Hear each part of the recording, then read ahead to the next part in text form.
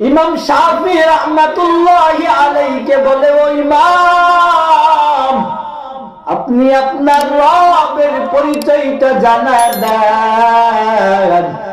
আপনি আপনার আল্লাহকে কিভাবে চিনলেন আমাদেরকে একটু জানা দেন। ইমাম শাফি রাহমাতুল্লাহি আলাইহি জবাব দেয়, আমি আমার আল্লাহর পরিচয় কেমনে পাইছি জানো? আমি আমার আল্লাহকে একটা গাছের পাতার বিনিময় পরিচয় পেয়ে গেছি। একই গাছের তিসি পাতা যখন একটা পোকায় খায়, পোকার থেকে রেশম বের হয়।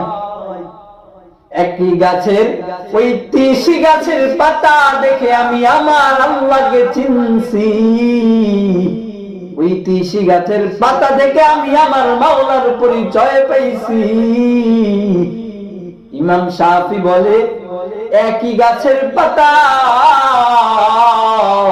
যখন একটা পোকায় খায়, ওই পোকা থেকে রেশম বের হয়। ওই একই গাছের পাতা যখন হরিণে খায়, তখন হরিণ থেকে মৃগ নাভি জন্মায়। আমি আমার মাওলাকে খুঁজে পাইলাম। গাছের পাতার কোনো বরাদ্দ নাই, গাছের পাতার কোনো শব্দ নাই, একমাত্র শব্দ আছে আমার আল্লাহ।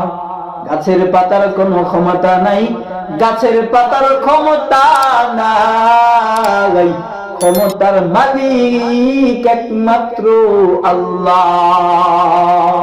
আদের কুদরত দারি বল কামাল, আনতা রব্বি আনতা হাসবি দুল জালাল, তুহি কাদের জলিলুল্লাহ জাহাদার, হর হালে তুহি মেরা নিগাহদার।